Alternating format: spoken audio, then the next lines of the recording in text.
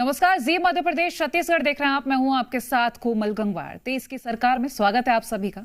अब सवाल यही है कि 23 में मध्य प्रदेश और छत्तीसगढ़ का मुख्यमंत्री कौन बनेगा और किसकी होगी सरकार, क्योंकि इस वक्त चुनावी घमासान चल रहा है और सियासत के रण में नेता उतर चुके हैं और रणभेरी बजा दी गई है। सियासी कमान से बयानों के तीर भी चल रहे हैं। माहौल को अपने पक्ष में करने की कोशिश में लगातार नेता जुटे हुए हैं और जिसकी आवाज भी जनता तक पहुंचेगी और वोट का आशीर्वाद उसी को मिलेगा, वही 23 का विजेता बनेगा।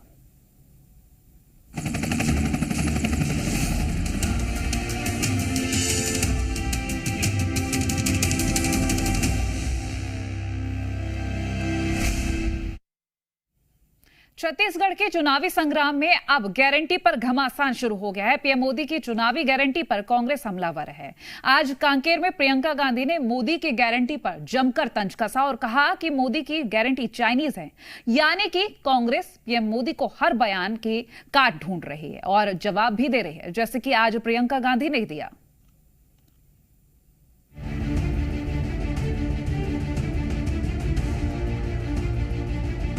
छत्तीसगढ़ में चुनावी रण में अब गारंटी से लेकर जातीय समीकरण की बीसद बीत चुकी है। जल्दी छत्तीसगढ़ के विधानसभा चुनाव की तारीखों का ऐलान होने वाला है, लेकिन उससे पहले नेता लगातार दौरे कर रहे हैं और एक दूसरे के खिलाफ बयानबाजी की जा रही है। आज प्रियंका गांधी ने कांकेर का दौरा किया, जहां प्रियंका का भव्य स्वागत किया गया। जनसभा को संबोधित करते समय प्रियंका गांधी बेहद आक्रामक नजर आईं और उन्होंने पीएम मोदी पर जमकर वार किए। कांकेर के अपने कार्यक्रम में प्रियंका गांधी ने जमकर भारतीय जनता पार्टी और प्रधानमंत्री नरेंद्र मोदी पर हमला बोला। प्रधानमंत्री कई दफे अपनी गारंटी का जिक्र कर चुके हैं, लिहाजा प्रियंका गांधी ने सीधा वार वहीं किया और प्रियंका गांधी ने कहा कि जो प्रधानमंत्री नरेंद्र मोदी की गारंटी है उसका हाल चाइनीज माल की तरह है। जहां प्रियंका गांधी लगातार जनता के बीच जा रही हैं, वहीं पीएम मोदी भी कई जनसभा कर चुके हैं और गारंटी दे रहे हैं। लेकिन आज प्रियंका गांधी ने पीएम मोदी की गारंटी को चाइना के माल की तरह बताया है। ये आपका गारंटी क्या है? आपने कहा था कि आप करोड़ों रोजगार देंगे, क्या हुआ? तमाम नौजवान बेरोजगार खड़े हैं आपके केंद्र सरकार में, इतने पद खाली हैं, आपने भरे ही नहीं। कहाँ गई आपकी गारंटी? कौन सी खोखली गारंटी है? आपने कहा था बेरोजगारी को मिटाएंगे। आज 45 साल में सबसे ज्यादा बेरोजगारी हमारे देश में आपकी बदौलत है। चुनावी घमासान में इस तरह के बयान देखने को मिलेंगे। वहीं प्रियंका गांधी के गारंटी वाले बयान पर बीजेपी ने पलटवार किया है। जिस गांधी खानदान के रिश्ते हमेशा चीन से मधुर संबंध रहे हैं, जो गांधी परिवार के बच्चे प्रियंका और राहुल हमेशा चाइनीज जो खिलौने हैं उनसे खेलते रहे हों और जो चाइना से जिनके संबंध हमेशा उजागर होते हों, तो मुझे लगता है उनको आज भी सपने में चाइना की याद आती है। प्रियंका गांधी हो, राहुल गांधी या सोनिया गांधी हो, इनको चाइना की ही याद आती है। ये कोई आरोप नहीं है, ये विशुद्ध रूप से गांधी परिवार का चाइना और चीन देश से प्रेम को प्रदर्शित करता है। बस्तर को लेकर भी प्रियंका गांधी ने बीजेपी को घेरा। उन्होंने कहा, बीजेपी के शासन में लोग बस्तर आने से डरते थे। कांग्रेस सरकार ने यहां के लोगों और किसानों को मजबूत करने का काम किया। आप यहां किसान बैठे हैं, यहां आपकी सरकार आपकी सहायता करती है, बिजली पानी सुविधाएं आपको मिलती हैं। देश भर में किसानों को मजबूत करने के बजाय किसानों की कमर तोड़ी गई है। आज देश भर में किसान एक दिन में 27 रुपए कमाता है और अडानी जी जिसका जिक्र आपने किया, बड़े बड़े उद्योगपति कितना कमाते हैं बताओ? 1600 करोड़ रुपए एक दिन में एक आदमी कमा रहा है। पीएम आवास को लेकर भी छत्तीसगढ़ में खूब सियासी तकरार देखने को मिल रही है। बीजेपी और कांग्रेस दोनों पार्टियां अपने दावे करती हैं, लेकिन अब चुनाव से पहले प्रियंका गांधी ने कह दिया है कि फिर से कांग्रेस की सरकार बनने पर गरीबों के लिए 10 लाख आवासों का निर्माण किया जाएगा। मैं गर्व से आज एक और घोषणा करना चाहती हूं कि अगर हमारी सरकार फिर से प्रदेश में आएगी तो 10 लाख आवास गरीबों को दिए जाएंगे।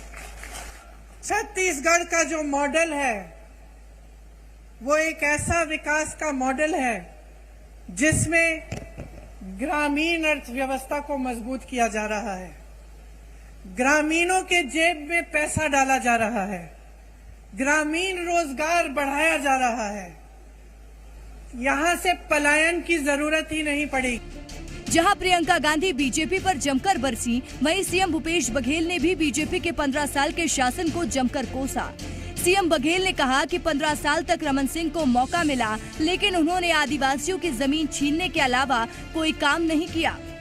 15 साल रमन सिंह को मौका मिले, लेकिन पैसा कानून लागू नहीं करे रही से, वो तो आदिवासी मन के जमीन लुटवाए में लगे रही से। 1 लाख एकड़ से अधिक जमीन आदिवासी मन के छीन ले गई से। ये तो कांग्रेस के सरकार है, आपके सरकार है। लोहांडी गुड़ा में आदिवासी जमीन जिन ले गिरी से उद्योग लगाए बर वो वापस कराए काम लग कोनो करे है तो कांग्रेस के सरकार करे है। और जैन पट्टा इंदिरा जी बांटे रही से और रमन सिंह वो लोग छीन ले रही से वो वापस देवाए के काम राहुल गांधी जी कहां से अमन करा रहे हैं। आप सब लोहांडी गुड़म उपस्थित रहे, आप सब होकर गवाह। पिछले साल में प्रियंका गांधी 4 बार छत्तीसगढ़ आ चुकी हैं। इससे साफ है कि कांग्रेस पूरे दम के साथ चुनाव में उतर रही है। 25 फरवरी को प्रियंका गांधी रायपुर आई थी और कांग्रेस के अधिवेशन में शामिल हुई थी। इसके बाद 12 अप्रैल को प्रियंका ने जगदलपुर का दौरा किया और भरोसे का सम्मेलन में वो शिरकत की। फिर 22 सितंबर को भिलाई का दौरा किया और महिला समृद्धि सम्मेलन में शामिल हुई और आज 6 अक्टूबर को कांकेर के दौरे पर रहीं, जहां पंचायती राज सम्मेलन में शामिल हुई। इससे आप अंदाजा लगा सकते हैं कि कांग्रेस चुनावी रण में कितनी मजबूती के साथ उतर रही है। प्रियंका ही नहीं, राहुल गांधी और मल्लिकार्जुन खड़गे भी छत्तीसगढ़ के कई दौरे कर चुके हैं। इससे साफ है कि कांग्रेस किसी भी कीमत पर छत्तीसगढ़ को खोना नहीं चाहती। ब्यूरो रिपोर्ट, जी मीडिया।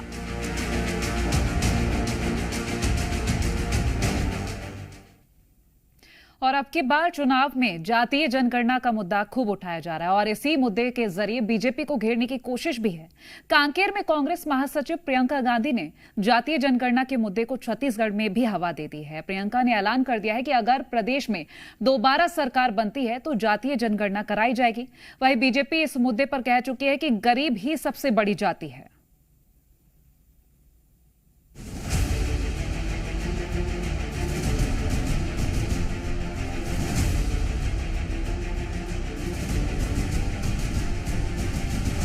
बिहार में जाति जनगणना होने के बाद देश के कई राज्यों में जातीय जनगणना की मांग उठ रही है और जिन राज्यों में विधानसभा के चुनाव हैं, वहां जातीय जनगणना को लेकर सियासत भी हो रही है। छत्तीसगढ़ में भी विधानसभा चुनाव है और यहां भी जनगणना वाला एंगल नजर आने लगा है। जनगणना को लेकर वादे किए जा रहे हैं। कांकेर में प्रियंका गांधी ने चुनावी ऐलान कर दिया, अगर छत्तीसगढ़ में कांग्रेस की सरकार दोबारा बनती है, जातीय जनगणना कराई जाएगी। चाहे आप जाति जनगणना की बात करें, मौन हो जाते हैं, कुछ कहते नहीं है। आपका ध्यान इधर उधर भटकाने की कोशिश करते हैं। कभी धर्म की बात करेंगे, कभी कोई और बात उठाएंगे जिससे आपके जज्बात जुड़े हैं। लेकिन जब सही बात आती है, जिससे आपके अधिकार बनेंगे, जिससे आप मजबूत बनेंगे, तो मौन हो जाते हैं। इनसे पूछिए क्यों नहीं कर रहे हैं जाति जनगणना। आज मैं यहां खड़े हुए घोषणा करना चाहती हूं, बघेल जी से मैंने बात की है, अगर हमारी सरकार दोबारा छत्तीसगढ़ में आएगी तो बिहार की तरह यहां भी जाति जनगणना कराई जाएगा। प्रियंका गांधी ने छत्तीसगढ़ में दोबारा सरकार बनने पर जातिगत जनगणना का ऐलान किया। बीजेपी और कांग्रेस आमने सामने आ गए। कांग्रेस ने कहा सरकार सभी वर्गों को लाभ देना चाहती है, जिसके लिए कांग्रेस जातिगत जनगणना के पक्षधर हैं। वहीं बीजेपी ने कांग्रेस से सवाल किया, लंबे समय तक देश की सत्ता में रहे तब जातिगत जनगणना क्यों नहीं कराई। प्रियंका गांधी जी बोलती है कि अगर हमारी छत्तीसगढ़ में सरकार दोबारा आती है तो हम जातिगत जनगणना कराएंगे। मैं प्रियंका गांधी जी से ये पूछना चाहता हूं कि आपने जो केंद्र में आपकी सरकार रही 60 से 65 साल, आपने जातिगत जनगणना क्यों नहीं करवाई? क्योंकि पिछली जातिगत जनगणना जो हुई थी वो 1931 में हुई थी और अभी जो 2023 जनवरी में क्वांटिफाइबल डाटा के हिसाब से जातिगत जनगणना आपने करवाई और मुख्यमंत्री जी बोलते हैं कि वो जातिगत जनगणना करा के हमने अपने पास रख ली। आपके लिए क्यों सार्वजनिक क्यों नहीं की गई? निश्चित तौर पर छत्तीसगढ़ में कांग्रेस की पुनः सरकार बनने पर छत्तीसगढ़ में जातिगत जनगणना करवाया जाएगा और संख्या के आधार पर ओबीसी वर्ग को, एसटी वर्ग को, एससी वर्ग को और ईडब्ल्यूएस वालों को उनके आरक्षण का अधिकार दिया जाएगा और कांग्रेस पार्टी इसकी हिमायती है और हमेशा से इन वर्गों की भलाई के लिए ही कांग्रेस पार्टी ने काम भी किया है। इस सब के बीच छत्तीसगढ़ के लोगों ने प्रियंका गांधी के जाति जनगणना वाले बयान का स्वागत किया और कहा जनगणना होनी चाहिए। प्रियंका गांधी जी ने जो भी जाति के आधार पर जो गणना के लिए बोले हैं उसमें सबको जो जिस जाति में है उसी हिसाब से गणना होने से सबको फायदा मिलेगा। बहुत ही अच्छा है, जिस जाति का जिस आधार पे है उस जाति का उसी आधार पे उसको जनगणना होने से उसी आधार पे उसको जाति का मान्यता नहीं है। जाति के आधार पे बांटने का काम नहीं है, वो तो है जातिगत होना चाहिए गणना, क्योंकि जातिगत होगा तभी सबका विकास होगा, सभी जाति का होगा। जैसे एसटी में हो रहा है, एसटी को जैसे दे रहे हैं, ऐसे सभी जाति का होना चाहिए। जातीय जनगणना पर इतना जोर क्यों है, ये भी समझ लेते हैं। छत्तीसगढ़ में 2018 के विधानसभा चुनाव में एससी और एसटी वोटर्स ने अहम भूमिका निभाई थी और कांग्रेस को दिल खोलकर वोट दिए थे। छत्तीसगढ़ की कुल आबादी करीब 2 करोड़ 75 लाख, प्रदेश में 34% आदिवासी वोटर्स, 90 में 29 सीटें अनुसूचित जनजाति के लिए आरक्षित। 2003 से 2013 तक बीजेपी को आदिवासियों का समर्थन। 2018 में कांग्रेस ने 29 में से 25 सीटों पर जीत दर्ज की, 3 सीटों पर बीजेपी और 1 पर जेसीसी-जे की जीत। बस्तर में कांग्रेस ने बीजेपी का सुपड़ा के साथ बस्तर की सभी 12 सीटों पर कांग्रेस का कब्जा।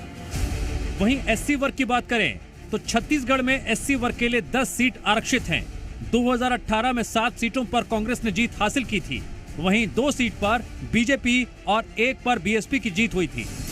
इन आंकड़ों से साफ है 2018 के विधानसभा चुनाव में एससी और एसटी वर्ग के वोट कांग्रेस को मिले थे और इस बार भी कांग्रेस की नजर इन वोटों पर है। तभी प्रियंका गांधी ने जातीय जनगणना का दांव चलकर इनको अपने पक्ष में करने की कोशिश की। लेकिन पीएम मोदी कह चुके हैं गरीब ही सबसे बड़ी जाति और आबादी है। अब देखना है चुनाव में जातिगत जनगणना की बात कहां तक जाती है। प्रियंका गांधी ने जगदलपुर में प्रधानमंत्री नरेंद्र मोदी के लगाए तमाम आरोपों पर पलटवार भी किया। उन्होंने जमकर भूपेश सरकार की तारीफ भी की। उन्होंने यहाँ पे एक नई राजनीतिक बहस 2023 के लिहाज से छिड़ दी है और वो है जाति जनगणना की। अब इस मसले पर आने वाले वक्त में क्या माहौल बनता है, क्या इसका असर होता है, ये देखना बड़ा दिलचस्प होगा। कैमरामैन प्रवीण के साथ कांकेर से रुपेश गुप्ता, जी मीडिया।